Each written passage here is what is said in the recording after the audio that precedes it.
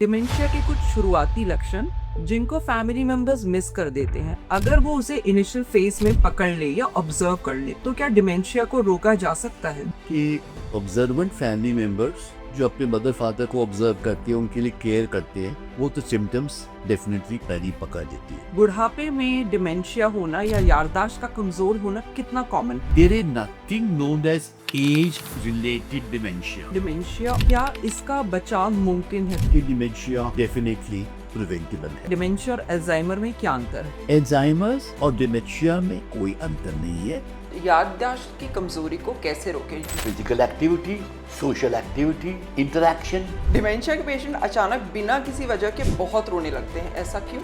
इसको हम कहते हैं रिलीज फिनोमेना। एक लोब होता है फ्रंटल लोब। भारत में डिमेंशिया के केसेस बहुत बढ़ रहे हैं। Is there a specific reason behind it? इसका कोई स्पेसिफिक रीजन नहीं है। वसीयत और कुछ कानूनी उलझने। पेरेंट्स क्या चाहते थे? क्या आप अपनी ब्रेन को शार्प कर सकते हैं? बिल्कुल कर सकते हैं। एक ही रीजन से कर सकते हैं, अगर आप ब्रेन को यूटिलाइज करें। कौन से ऐसे विटामिन डिफिशिएंसी है जो सीधे तौर पर डिमेंशिया के रिस्क से जुड़ी हुई है? Vitamin B12। डिमेंशिया के पेशेंट्स में ये भी देखा है कि उनको चिड़चिड़ापन बहुत ज्यादा हो जाता है। What is the kind of advice that you give them to take care of such patients? घर के बुजुर्ग जब एक बात बार बार पूछने लगे तो गुस्सा होने से पहले रुकिए। हो सकता है ये सब वो जानबूझकर ना कर रहे हैं। दोस्तों, जब हमारे घर के बुजुर्ग अपनी यादें भूलने लग जाते हैं तो केवल परिवार का एक सदस्य ही नहीं बल्कि पूरा परिवार ऐसा लगता है जैसे बिखरने लग गया हो। ऐसे वक्त में हमें ना केवल एक डॉक्टर बल्कि एक ऐसे इंसान की जरूरत होती है जो हमारे अपनों की धुंधली होती हुई यादों के साथ साथ हमारे टूटे हुए दिलों का भी ख्याल रख सके। नमस्ते and welcome to hello Apollo, our care on air. मैं हूं आपके होस्ट सारिका भावल और आज हम बात करेंगे डिमेंशिया के बारे में। इस पर बात करने के लिए आज हमने इनवाइट किया है डॉक्टर PN रंजन को। डॉक्टर रंजन एक जाने माने and one of the most respected neurologist in India. Doctor Ranjan ने पिछले 35 वर्षों में हजारों फैमिलीज को डिमेंशिया जैसे डार्क फेज से बाहर निकाला है। We are truly privileged to welcome doctor Ranjan on the show. Doctor Ranjan, welcome to the show. नमस्कार सर, मेरा सबसे पहले आपसे ये सवाल है कि जब हमारे घर के बुजुर्ग एक ही बात बार बार भूलने लग जाते हैं तो हम बहुत आसानी से कह देते हैं बुढ़ापा है। इट इज़ वेरी कॉमन, ये तो सठिया गए हैं। बुढ़ापे में डिमेंशिया होना या याददाश्त का कमज़ोर होना कितना कॉमन है? जैसे उम्र बढ़ती है सब कहते हैं ये सटिया गए हैं और ये उम्र रिलेटेड या एज रिलेटेड है। सबसे पहला मैं ये कॉन्सेप्ट क्लियर करना चाहूँगा, there is nothing known as age related dementia. Dementia या डिक्लाइन इन मेमोरी या decline in cognitive function is a disease by itself. Age के साथ आप भूलते हैं, पर डिमेंशिया और नॉर्मल एजिंग का मतलब ये होता है कि एजिंग में आप भूलते हैं पर थोड़ी देर के बाद अब रिकरेक्ट कर लेती है, पर एक डिमेंशिया में आप भूलते हैं तो आप भूलते चले जाते हैं। तो प्लीज़ ये एक कॉन्सेप्ट याद रखिए कि nothing known as age related dementia. Okay doctor Ranjan, क्या होता है डिमेंशिया और क्या इसका बचाव मुमकिन है? तो बहुत लोग ये बोलते हैं कि क्योंकि ये एज रिलेटेड होता है तो क्या हमारे सीनियर सिटीजन कुछ ऐसे प्रिवेंटिव मेजर्स ले सकते हैं जिससे डिमेंशिया का प्रोग्रेशन को या डिमेंशिया इन इटसेल्फ को रोका जा सके? देखिए, आपका क्वेश्चन बहुत रेलेवेंट है, इसको मैं थोड़े डिटेल में एक्सप्लेन करना चाहूँगा। मैं ये कहता हूँ कि डिमेंशिया डेफिनेटली प्रिवेंटेबल है। उसको आप डेफिनेटली प्रिवेंट भी कर सकते हो और उसका प्रोग्रेशन को रोक भी सकते हो और उससे आप बच भी सकते हो। मैं कहूँगा कि dementia is practically a age related disease. तो क्या कर सकते हैं आप? पहला, अपनी लाइफ में एक्टिव रखिए। जितना आप पढ़ेंगे, जितना आप सोशली इंटरैक्ट करेंगे, उतना डिमेंशिया आपको तंग करेगा। मैं ये कहना चाहूँगा कि एज के साथ अपने आप को एक्टिव रखिए। ये कहा गया है कि डिमेंशिया पैरों में शुरू होता है। आप लोग सरप्राइज हो गए अगर मैं ये स्टेटमेंट दे रहा हूँ, पर ये बिल्कुल करेक्ट स्टेटमेंट है, बिकॉज ये देखा गया है कि जो लोग एक बार बिस्तर पे पड़ जाते हैं उनमें डिमेंशिया एकदम जल्दी बढ़ता है। ये क्यों होता है? क्योंकि अगर आपकी पैरों की मूवमेंट नहीं है, पैरों में कोई सब्सटेंसेस बनते हैं जो ब्रेन को डैमेज करती है। सो विच मीन्स, जिसका कहना ये है कि आपको अपना फिजिकली एक्टिव रखना चाहिए, फिजिकली, मेंटली, सोशली। वही बंदा नॉर्मल रहेगा जो अपने आप को फिजिकली एक्टिव रहेगा, जो मेंटली पढ़ता लिखता रहेगा और जिसकी सोशल इंटरेक्शन हो। उसके साथ साथ मैं तो बड़ी स्ट्रांगली बिलीव करता हूँ कि there is a role of some supplements for holding dementia. देखिए, हमारी बॉडी में बहुत एंटीऑक्सीडेंट्स बनते हैं। हमारी बॉडी उनको अंदर से फाइट करती है कि इनको निकाले, बट ऑक्सीडेटिव स्ट्रेस इतना होता है कि वो एंटीऑक्सीडेंट डैमेज करती है। तो intake of antioxidants, intake of vitamin B12 and B6, ये भी देखा गया है हमारे देश में कि डेफिशिएंसी ऑफ विटामिन B12 भी डिमेंशिया कॉज करता है। तो definitely intake of antioxidants, intake of B12, intake of vitamin E definitely slows the progression of the disease. Okay doctor Ranjan, अभी आपने बात की कि विटामिन B12 की कमी से भी डिमेंशिया हो सकता है। तो जो विटामिन B12 है वो तो वेजिटेरियन लोगों में बहुत कॉमन है and it is also very common in young people. तो क्या वो भी डिमेंशिया जो है वो यंग पीपल में भी हो सकता है? देखिए, विटामिन B12 इज मिथिकोबालामीन, आपने बिल्कुल ठीक कहा।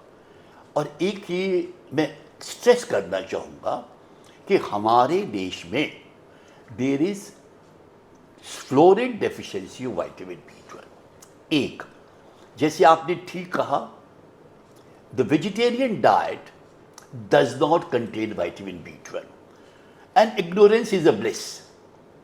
सब सोचती है दालें, हरी सब्जी, फ्रूट्स, जूसेस, इनमें किसी में विटामिन B12 नहीं होता। वेजिटेरियन में अगर विटामिन B12 होता है तो फलियां, 2 सोया, 3 मिल्क प्रोडक्ट्स। सेकेंड, हमने ये भी देखा है कि there is something wrong with the absorption of vitamin B12 in the Indian population. अब वो क्यों? वो इसलिए हमारे डाइट से रिलेटेड है।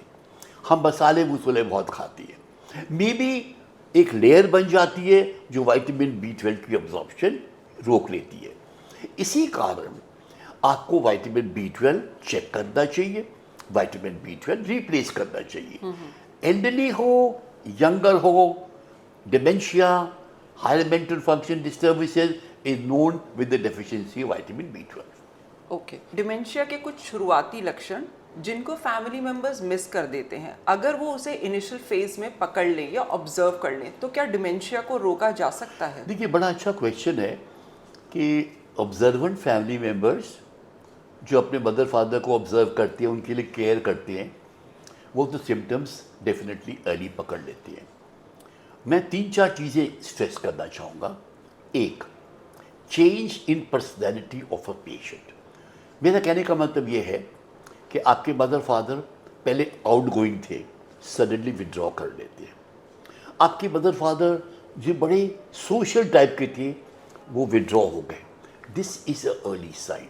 1, 2, ज़्यादा इंफॉर्मेशन हमको मिलती है स्लीप पैटर्न से। There is a circadian rhythm, एक रिदम होती है, हम सोते हैं, हम जगते हैं। If there is a alteration in the rhythm, it is also an early sign. 3, small things, forgetting names, forgetting telephone numbers, forgetting what you had for breakfast. All these things are early signs of dementia. Can I prevent this dementia? Can I hold the progression? मैं तो openly कहूँगा yes. Because देखिए, dementia 2 तरह का है, एक treatable, एक non treatable. When you are talking about treatable dementia, जैसे आपने सीखा, vitamin B12 is a common cause of treatable dementia. Thyroid disease is a common cause of treatable dementia. Head injury is a common cause of treatable dementia. Brain का pressure बढ़ जाना is a treatable cause of dementia. Subdural hematoma is a treatable cause of dementia. Tumor is a treatable cause of dementia. So I think हमारा फर्ज है कि किसी को पहले हम कोई लेबल दे डिमेंशिया का, हम ये पता करें इस डिमेंशिया का कॉज क्या। और मैं फर्मली बिलीव करता हूँ कि ये ट्रीटेबल हो और नॉन ट्रीटेबल हो। आप नॉन ट्रीटेबल को भी ट्रीट कर रहे हैं, आपको ये पता होना चाहिए ये नॉन ट्रीटेबल डिमेंशिया कौन सा है। क्या ये अल्जाइमर्स है, क्या ये लेवी बॉडी है, ये क्या है। ये मुझे बहुत हेल्प करेगा आपको गाइड करने में। जी डॉक्टर रंजन, अभी आपने बात की हम नॉर्मल टेलीफोन नंबर भूल जाते हैं या किसी के घर का पता भूल जाते हैं या किसी का नाम भूल जाते हैं, तो नॉर्मल मेमोरी लॉस और डिमेंशिया के अंतर को आप मुझे थोड़ा डिटेल में समझाएं, बिकॉज मेडिकल टर्म कभी कभी हमें बहुत कंफ्यूज कर देती है। देखिए, मैं तो सिंपल सी चीज़ कहूँगा कि अगर आप एक नाम है, आपने अपने फादर या मदर कुछ पूछा, इसे मुझे अभी याद नहीं आ रहा, 10-15 मिनट के बाद वो याद आ गया, वो नॉर्मल मेमोरी लॉस है। ओके पर अगर ये परसिस्ट करता है और he is not able to recollect recent event, देखिए मेमोरी में सबसे पहले क्या जाता है, रीसेंट इवेंट। मेमोरी 3 तरह की होती है, इमीडिएट, रीसेंट, रिमोट। आप ये देखेंगे हर समय कि memory patient will remember 30 years, 40 years, 50 years down the line. Elderlies come, they will remember the partition. They'll tell you all around the partition days. But they will tend to forget, lose control over themselves for the recent things. देखिए, ऐसा है कि normal memory loss क्या है और dementia क्या है। बड़ी सिंपल सी चीज़ है। जैसे मैंने पहले ही बोला, दिमाग सटक जाना एज से कुछ नहीं होता। अगर आपको मैं एक क्वेश्चन पूछता हूँ आपकी फैमिली से या आपके फादर मदर से कि आपका नाम क्या है या कौन आया था, अगर आप कहती है भूल जाते हैं और 10-15 मिनट के बाद वो आप याद करते हैं, तो वो मेमोरी लॉस नहीं है। मेमोरी लॉस बढ़ता चला जाता है।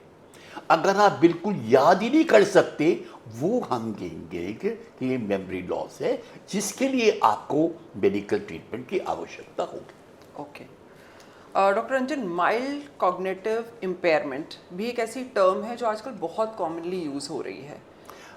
देखिए, ऐसा है, ये टर्म बहुत कॉमनली यूज़ हो रही है। इसको हम कहते हैं माइल्ड कॉग्निटिव इम्पेयरमेंट। दूसरा नाम है इसका अर्ली ऑनसेट डिमेंशिया। ओके तो ये दोनों टर्म्स सॉर्ट ऑफ इंटरचेंजेबल है। अब ये टर्म का हमें ज़्यादा इंटरेस्ट इतना क्यों आ रहा है एकदम कि ये माइल्ड कॉग्निटिव इम्पेयरमेंट। पहले मैं डिफाइन करूं what is mild cognitive impairment. As I said again, फिर से मैं कहूं कि माइल्ड कॉग्निटिव इम्पेयरमेंट का मतलब है, कॉग्निशन क्या है, मेमोरी। आपकी माइल्ड मेमोरी डिफेक्ट है, बट ये मेमोरी डिफेक्ट आपकी एक्टिविटीज और डेली लिविंग को अफेक्ट नहीं कर रहा। ओके तो इसको हम कहेंगे माइल्ड कॉग्निटिव इम्पेयरमेंट। ओके याददाश्त की कमज़ोरी को कैसे रोकें? यूट्यूब और बाकी सर्च चैनल्स पे लोग ये बहुत ज़्यादा सर्च करते हैं कि क्या कोई तरीका है कि अगर हमारे घर में बड़े बुजुर्ग हैं तो हम उनकी याददाश्त की कमज़ोरी को रोक सके, you know, we can stop dementia before it actually starts. देखिए, मैंने यही कहूँगा, डिमेंशिया को रोकना और ना बढ़ने देना, ये 3 चीज़ें इंपॉर्टेंट हैं। Physical activity, social activity, interaction. TV देखिए, चलिए फिरिए, फिजिकल एक्टिविटी कीजिए और साथ में एंटीऑक्सीडेंट्स और विटामिन B12 खाइए। I am sure to some extent you will be able, आप रोक सकोगे डिमेंशिया की प्रोग्रेशन को। ओके डॉक्टर रंजन, क्या डिमेंशिया सच में लाइलाज है? क्योंकि एक बार अगर घर में किसी बुजुर्ग को डिमेंशिया हो गया या उसकी याददाश्त कमज़ोर होने लग गई है, तो we give up and we say कि अब ये ठीक नहीं हो सकती। क्या अगर किसी को डिमेंशिया आपने डायग्नोस कर लिया है तो क्या उसके बाद उसको ठीक किया जा सकता है? डायग्नोसिस देने के पहले आपको सर्टेन होना चाहिए ये डिमेंशिया है। एक एंटिटी है, उसको हम बोलते हैं सूडो डिमेंशिया। ओके जो डिमेंशिया नहीं है पर डिमेंशिया की तरह लगता है। इसमें the first thing is depression. Thyroid disease, metabolic causes. तो इनको पहले आप देखिए कि ये डिमेंशिया है भी कि नहीं, instead of leaving a patient आपने कह दिया इसको डिमेंशिया है इसकी। सेकंड, अब हमारे पास इंडिया में जो पहले यूएस में भी आ गई थी, early cognitive mild cognitive impairment और अर्ली डिमेंशिया के लिए एक दवाई भी आ गई है। अब वो दवाई हमारे देश में अवेलेबल है। सो एक पॉजिटिव साइन कि इस कह देना डिमेंशिया हो गया, खत्म हो गई गाड़ी, finish, is not the right thing. अगर ये पेशेंट को MCI है, माइल्ड कॉग्निटिव इम्पेयरमेंट, तो माइल्ड डिमेंशिया है, we have this drug which is given for 18 months and it has been shown to halt the progression of the disease in 2-3 very major studies में। Okay doctor Ranjan, Bharat में ना Alzheimer और vascular dementia के cases of late बहुत बढ़ने लग गए हैं। Is there a specific reason for a rise in the cases of dementia and Alzheimer's? देखिए ऐसा है, ये दो डिफरेंट स्पेक्ट्रम है। एक है VD जिसको हम कहते हैं वैस्कुलर डिमेंशिया, एक है AD जिसको हम कहते हैं अल्जाइमर्स डिमेंशिया, और इसके साथ थर्ड है interaction between these two. VD और vascular dementia is a treatable dementia. Okay. I call it a treatable dementia because VD occurs is more common in this हमारी कंट्री में बाहर से, because diabetes, hypertension, lifestyle related diseases. What is VD? Brain में multiple clots बन जाते हैं। तो अगर आपका डिमेंशिया VD से है तो आप डेफिनेटली इस डिमेंशिया को इंप्रूव भी कर सकते हैं, हॉल्ट भी कर सकते हैं by giving the right medication. On the other spectrum, दूसरा स्पेक्ट्रम है AD। AD में full form of AD is Alzheimer's dementia. अगर आप 100 पेशेंट लेते हैं, हमारी कंट्री में 70 AD होंगे, 30-35 VD होंगे। अल्जाइमर्स डिमेंशिया लेबल करने से पहले there are set criteria. Anybody who dementia doesn't mean he has AD। And as I said, हमारा ये असूल होना चाहिए कि we pick up early patients of AD because we have a drug for it now. Okay doctor Ranjan, जब dementia एक advance stage पर पहुंच जाता है तो घर वालों के लिए ना that phase is very difficult. Why so? Because parents अपने बच्चों को नहीं पहचान रहे हैं, पेरेंट्स उनकी बात नहीं मान रहे हैं, पेरेंट्स रो रहे हैं। तो जो केयर गिवर होता है उसको आप क्या एडवाइस देते हैं कि वो अपना how do they maintain themselves during care giving? देखिए ऐसा है कि जब डिमेंशिया मॉडरेट से सीवियर हो जाए, एंड इफ इट्स AD और VD की आवाज़ जो भी हो, वो दिन ब दिन बढ़ता चला जाता है। जी, वो बढ़ता चला जाता है। The patient requires total help, feeding, bathing, changing, moving, and infections, history of falls. So I know the care of a dementia patient is a full-time job. And nowadays, we are more having nuclear families than joint families. So husband wife हैं, एक बच्चा है, husband wife are both working, there are 2 dementia patients या एक dementia patient घर में who require 24 hours care. So it is a very difficult task. The care of a dementia patient is a full-fledged treatment by itself because they know nothing what is happening and सब कुछ आपको उनके लिए करना पड़ता है. That is why आप देखिए dementia homes बन रहे हैं, health care homes बन रहे हैं, all that because when the patient जब patient relatives अपने फैमिली मेम्बर्स को नहीं देख सकते। ओके डॉक्टर रंजन, हमने ना डिमेंशिया के पेशेंट्स में ये भी देखा है कि उनको चिड़चिड़ापन बहुत ज़्यादा हो जाता है, वो रोने भी बहुत ज़्यादा लगते हैं और वो सोने भी बहुत ज़्यादा लगते हैं। तो जो केयर गिवर है, मान लीजिए अगर वो फुल टाइम होम मेकर भी है, तो वो ऐसे पेशेंट को कैसे संभाले? आपके पास तो हज़ारों पेशेंट्स ऐसे आते हैं, तो what is the kind of advice that you give them to take care of such patients? देखिए, आपने जो बोले ये वेरी कॉमन सिम्टम्स है, इरिटेबिलिटी। अब इरिटेबिलिटी क्यों होती है? मे बी दिस स्पार्क कि मैं बिल्कुल डिपेंडेंट हो गया, कि मेरे आई कांट पास यूरिन, मैं खा नहीं सकता, मैं चल नहीं सकता, मैं कुछ नहीं कर सकता, मैं बिल्कुल बर्डन हो गया अपनी फैमिली पे। So that is irritability. उसके साथ साथ डिमेंशिया में कॉमन चीज़ हेलुसिनेशन बहुत होती है। हेलुसिनेशन मतलब का कानों में आवाज़ें आती हैं।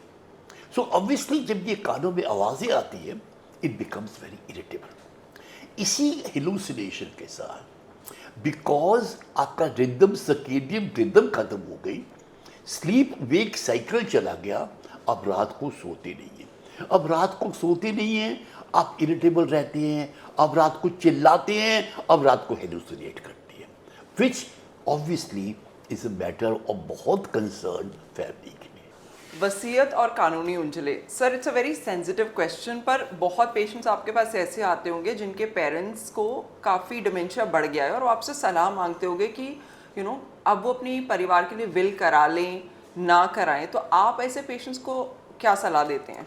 देखिए, बड़ी सीधी सी बात है, मैं यही सलाह दे सकता हूँ कि पेशेंट का मेंटल स्टेटस क्या है, क्या पेशेंट इस टाइम केपेबल है, उसका मेंटल स्टेटस क्या है, उसको कितना डिमेंशिया है और क्या इक्वल सेंसेस में है अपनी वसीयत साइन करने के लिए।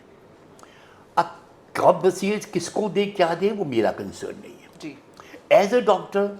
मैं यूजली इन चीज़ों में नहीं पढ़ता क्योंकि this is absolutely a legal matter.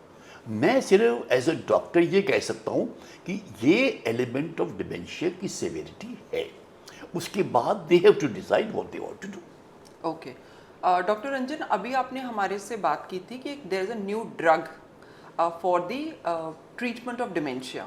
मैं चाहती हूँ आप हमारे दर्शकों को थोड़ा उस ड्रग के बारे में डिटेल में बताएं। हाँ, ये मैं ज़रूर बताना चाहूँगा और ये मैं चाहूँगा कि आप सारे हमारे व्यूअर्स बड़ी केयरफुली सुने, because this is the latest and the best thing which is available हमारे डिमेंशिया पेशेंट्स के लिए।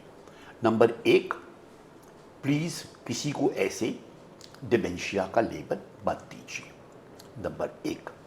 नंबर 2, अगर आपको लग रहा है आपके father, mother, what ever relative को मेमोरी डिस्टर्बेंस हो रही है और उनको ज़्यादा डिस्टर्बेंस रीसेंट मेमोरी की है, तो please go and see a neurologist, because neurologist आपको असेस करेगा, ये कहेगा कि ये MCI है, माइल्ड कॉग्निटिव इम्पेयरमेंट और early dementia.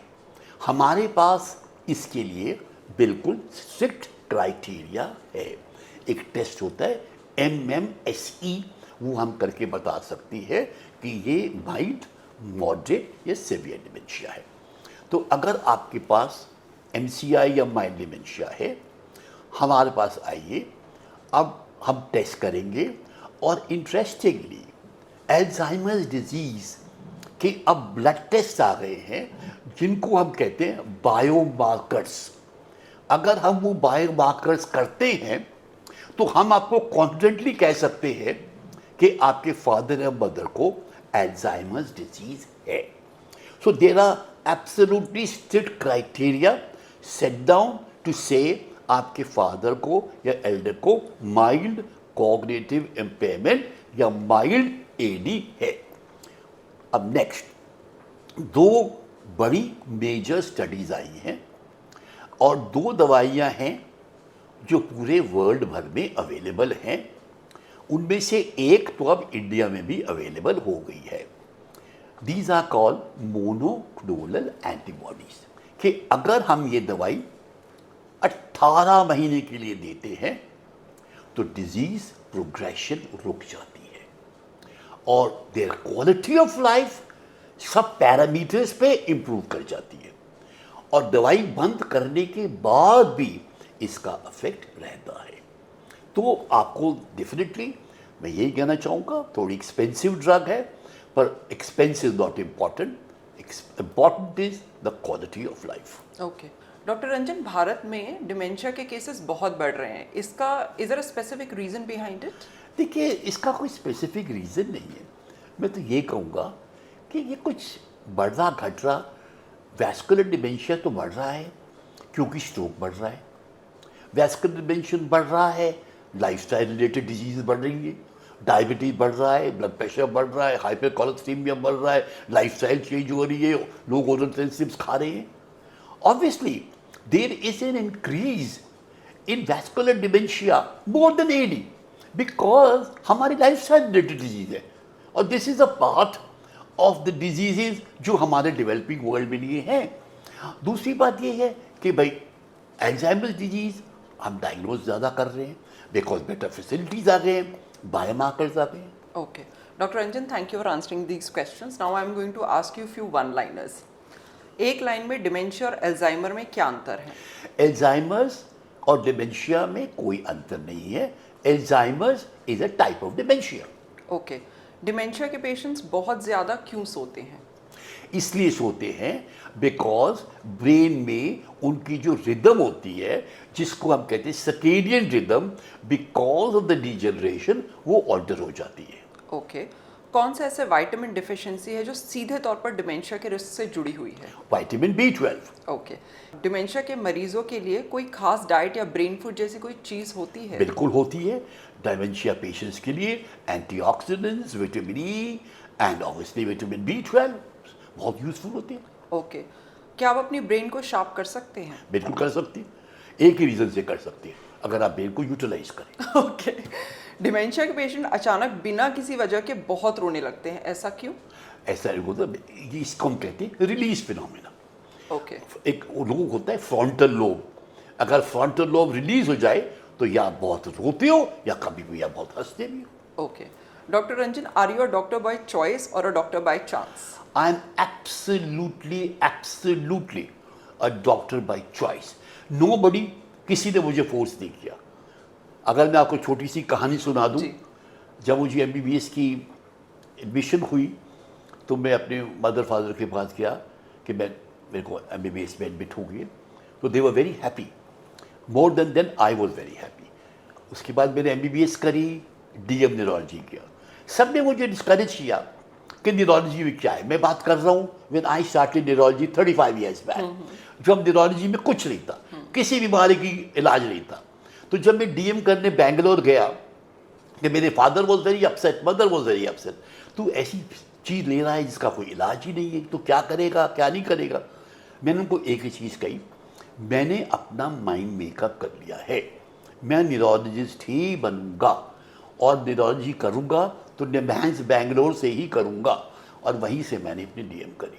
Okay doctor Ranjan, पिछले 35 वर्षों में आपने न्यूरोलॉजी को as a speciality, what is the difference that you have seen? Oh God, आपको सारिका में क्या बताऊं, when I started practice from NIMHANS, when I came back and join Gangaram hospital, उसमें और अब मैं कहूँगा ज़मीन आसमान का फर्क है।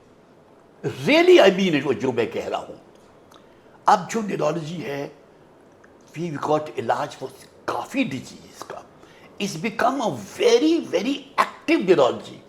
पहले ज़माने में क्या थी, neurology was a dead branch because degeneration का कोई इलाज नहीं था। अब देखिए स्ट्रोक, मल्टीपल स्क्लेरोसिस, हर एक चीज़ का इलाज आ रहा है। तो neurology has become the good branch and a very active branch. एक यंग और बडिंग न्यूरोलॉजिस्ट जो लोग न्यूरोलॉजी में सुपर स्पेशलाइजेशन करना चाहते हैं, what is the message that you want to give them? I want to give a very clear message. आप neurology तभी करो अगर आप डेडिकेशन, ऑनेस्टी, पेशेंस से काम कर सकते हो। न्यूरोलॉजी इज़ अ ब्रांच जहाँ पे आपको पेशेंट के साथ टाइम स्पेंड करना पड़ता है।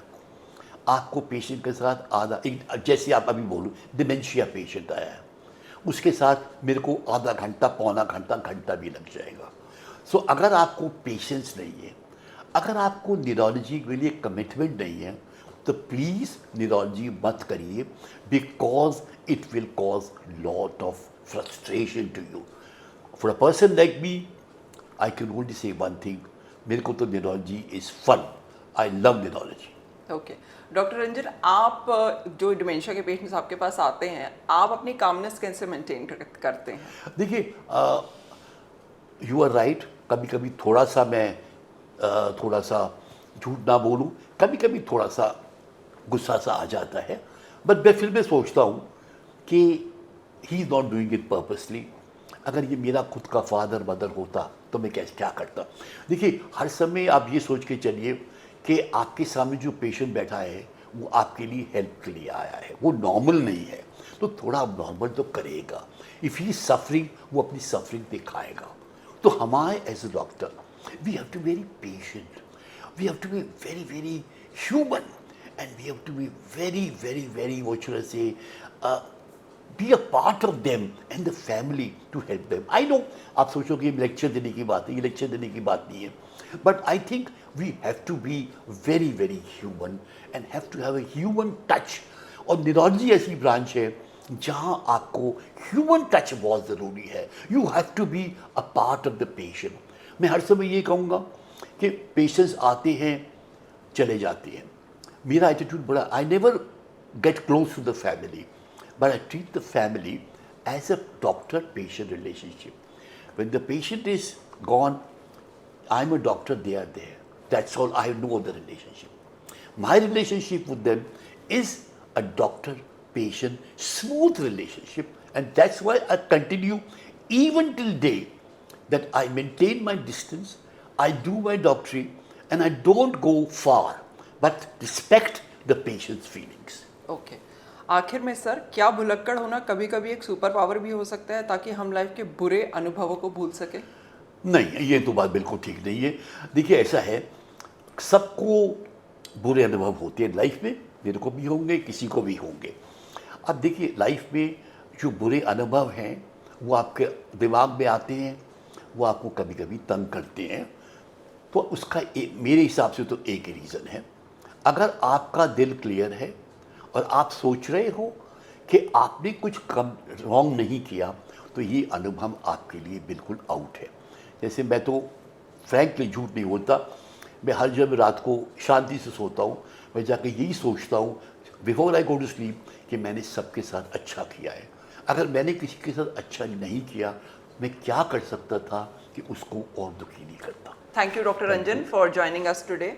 दोस्तों, डॉक्टर रंजन से बात करके आज एक बात तो साफ है कि डिमेंशिया हमारे अपनों की यादें धुंधली कर सकता है, पर हमारे बीच का प्यार नहीं। मुझे पूरी उम्मीद है कि आज का ये डिस्कशन आपके घर में यदि कोई डिमेंशिया से गुजर रहा है तो उसके लिए बहुत ही यूजफुल रहेगा। Thank you very much. Thank you very much. Until next time, stay happy, stay healthy, and take care of your health. And don't forget to like and subscribe our channel.